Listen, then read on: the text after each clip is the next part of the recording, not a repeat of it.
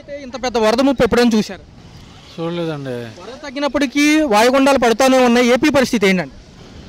ప్రజలు చాలా ఇబ్బంది పడుతున్నారు. నేను మానవత్వంతో ఎవరో ఒకళ్ళు కాస్త దయదలిచి వాళ్ళని ఆదుకోవాల్సిన పరిస్థితి అయితే ఉంది. చూసుకున్నట్లయితే ఒక పక్క 74 ఏళ్ల వయసులో చంద్రబాబు నాయుడు గారు తిరగడం జరుగుతుంది వీళ్ళందరికీ సహాయ చర్యల కోసం. గత వారం రోజులుగా ఇదే పనిలో ఉన్నామంటున్నారు. ఎలా ఉంది సార్? అందరికీ అందినాయి అండి?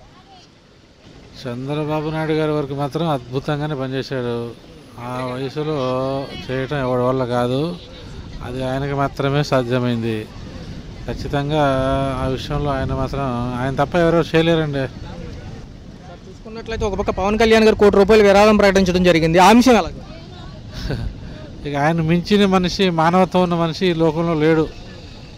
ఒక చిన్న విషయం ఒక మాటతో చెప్పాలంటే, ఆయన్ని మించిన మనిషి అన్నవాడు లేడని చెప్పాలి. అంత గొప్ప వ్యక్తి. ₹6 కోట్ల తను సంపాదించి జనాలకి ఇవ్వడం అంటే, ఇప్పుడు ఎవడికాడు నేను వచ్చాను కదా, ఎంత దోచుకోవాలి, ఎంత కమిషన్ తీసుకోవాలి అదే తప్ప, తను కష్టపడి తెచ్చుకున్న దాంట్లో ₹6 కోట్ల ప్రజలకి ఇవ్వటం అంటే మహనీయుడితో పోల్చుకోవాలి ఆయన. చూసుకున్నట్లయితే బుడమేరు పైన గండ్లు పూడ్చే యొక్క ప్రక్రియ వేగవంతం ఎలా అనిపించింది? బాగానే చేశారు, కానీ ఫస్ట్ ఆఫ్ ఆల్ ఆ వరద ముంపు ఇలాగా తెగిపోతుంది. అది ఎప్పుడు శనివారం సాయంత్రం జరిగిన ఇష్యూ. ఇన్ని గంటలు పట్టి అసలు అదంతా రైల్వే ట్రాక్ అంతా మునిగిపోయి రాయనపాడు నుంచి వస్తున్నప్పుడు వీళ్ళు అలర్ట్ చేసి ఉండాల్సింది. అధికారులు ఆ విషయంలో కొంచెం విఫలమయ్యారని చెప్పాలి.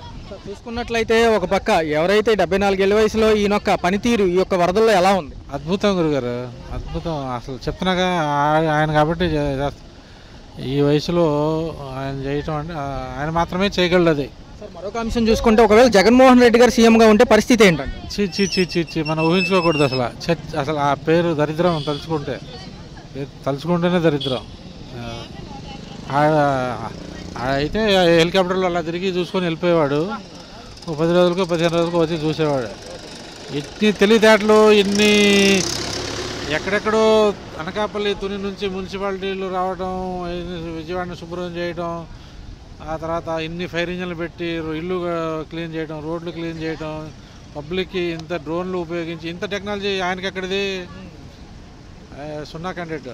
సార్, ఇంకొక విపక్షాలు ఏమంటున్నాయి అంటే 9 రోజులు గడిచినా పవన్ కళ్యాణ్ రాలేదు. సో చూసుకున్నట్లయితే ఒకవేళ వచ్చే అవకాశం ఏమైనా ఉందా సమీక్ష? పవన్ కళ్యాణ్ రావాల్సిన అవసరం లేదండి. వాళ్ళు పవన్ కళ్యాణ్ వస్తే ఈయన చూసుకోవటమే ఆఫీసర్లకి ఎక్కువైపోతుంది.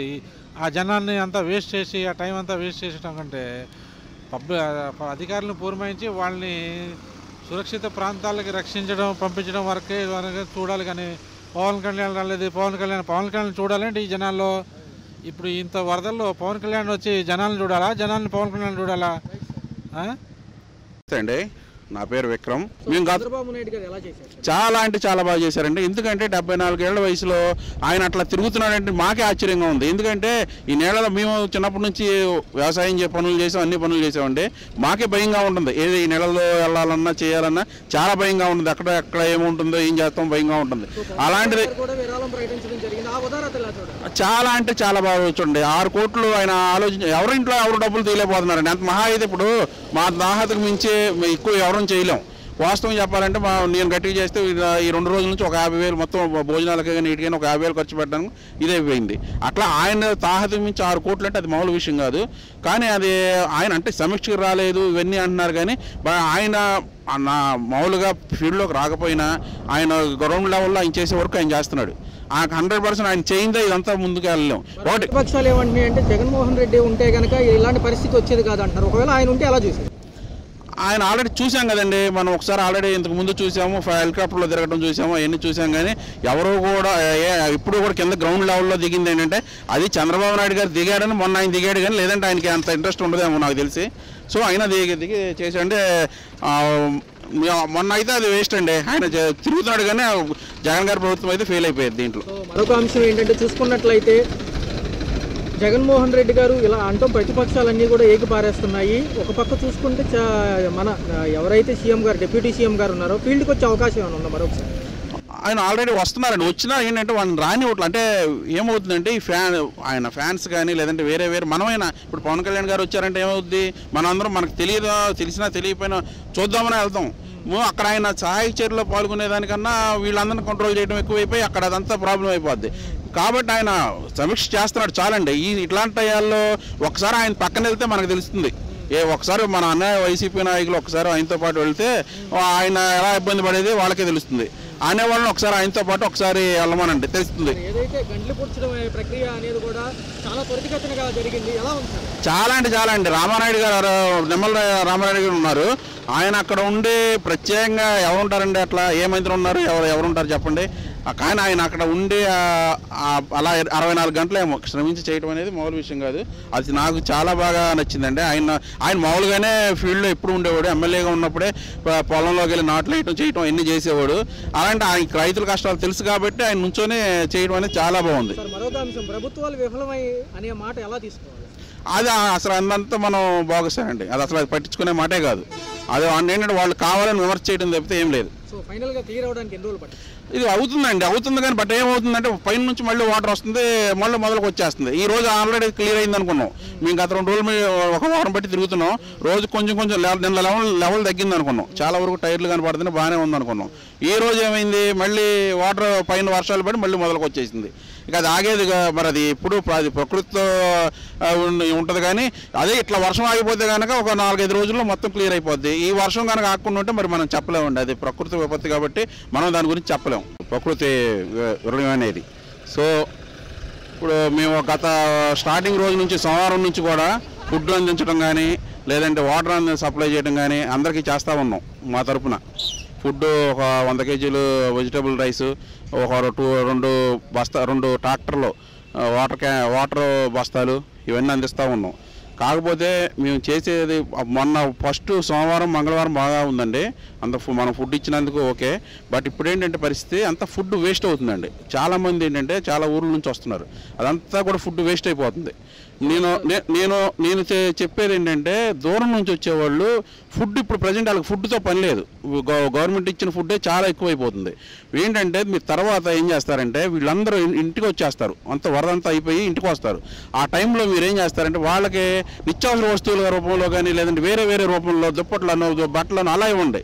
ఇప్పుడు ఇచ్చే ఫుడ్ మీకు ఇస్తున్నారు కానీ అనవసరం వేస్ట్ అయిపోతుంది. మీరు అక్కడ ఒకసారి చూస్తుంటే మాకే కడుపుతో దొరికిపోతుంది. వరద చూసారా? ఒక 20 years బ్యాక్ ఒకసారి చూసాను సార్. మళ్ళీ చూడలేదు సార్. మరొక అంశం ఏంటంటే చూసుకున్నట్లయితే 74 ఏళ్ల వయసులో చంద్రబాబు నాయుడు గారు రేంబౌలి 9 రోజులు తిరగడం జరిగింది. రెండోది అధికారులను కూడా సమయుక్తం చేసి లోపలికి పంపించి సహాయ చర్యలు చేస్తున్నారు. ఎలా ఉంది అసలు? బాగానే ఉంది సార్, బాగానే చేస్తున్నారు. ఆయన కొంచెం విశ్లేషణ. బాగానే చేస్తున్నారు సార్. నా టైంలో కూడా నైట్ పూట కూడా వచ్చి చూసి చేస్తున్నారు. మొత్తం అంతా తిరుగుతున్నారు, చక్కగా చేస్తున్నారు సార్. మరొక పక్క చూసుకున్నట్లయితే క్లియర్ అయిన ఏరియాల్లో మొత్తం కూడా ఫైర్ ఇంజిన్లను పెట్టి క్లీన్ చేస్తున్నారు. రెండోదేమో ఆస్తి నష్టం గణనకి ఆల్రెడీ స్టార్ట్ చేశారు మొన్న సోమవారం నుంచి. అయితే చూసుకున్నట్లయితే ఎలా ఉంది? చాలా చోట్ల బాగా ఇదైపోయి ఉంది. అన్ని చోట్ల ఫైర్ ఇంజిన్లతో చేసి చక్కగా చేస్తున్నారు. మొత్తం కూడాను ఆయన కష్టపడి బాగా చేస్తున్నారు సార్. చూసుకున్నట్లయితే మరొక అంశం, పవన్ కళ్యాణ్ గారు ₹1 కోటి విరాళం ప్రకటించారు. సో ఆ అంశం ఎలా చూడాలి? అంత పెద్ద విరాళం ప్రకటించినందుకు ఆయనకి ధన్యవాదాలు చెప్తున్నాం. ఆయన కూడా బాగానే తిరిగి కష్టపడి చేస్తున్నారు సార్. సో ప్రతిపక్షాలు ఏమంటున్నాయి అంటే ఆయన ఫీల్డ్కి రాలేదంటున్నారు. చేస్తున్నారు సార్, బాగానే చేస్తున్నారు. విషయం ఏంటంటే సార్ చూసుకున్నట్లయితే ఇంకొకటి ఏదైతే వరద స్టార్ట్ అయ్యి 9 రోజులు అవుతుంది. సో పవన్ కళ్యాణ్ గారు మళ్ళీ ఏదన్నా ఒకవేళ సమీక్షకు వచ్చే ఛాన్స్ ఉందంటారు? రావచ్చు సార్, వస్తే. సార్ మరొక అంశం ఏంటంటే చూసుకుంటే ఎన్ని రోజులు పడుతుంది సుమారు క్లియర్ అవడానికి? ఇది క్లియర్ అవడానికి ఇంకొక 2-3 రోజులు పడుతుంది అనుకున్నాను సార్. చూసుకున్నట్లయితే మాజీ ముఖ్యమంత్రి జగన్మోహన్ రెడ్డి గారు ఉంటే ఈ యొక్క ఏదైతే ఈ ఉపద్రవాన్ని ఎలా హ్యాండిల్ చేసేవాళ్ళు? ఎవరు వచ్చినా చేసేదేమో సార్, చూసేది తప్ప చేసేది ఏమిటో ఉండదు కదా. ప్రకృతి చేతుల్లో మనం ఏం చేయలేము సార్. సో ఫైనల్గా ఎన్ని రోజులు పట్టచ్చు క్లియర్ అవడానికి? ఒక 2-3 days పట్టిద్ది అనుకుంటున్నాను సార్.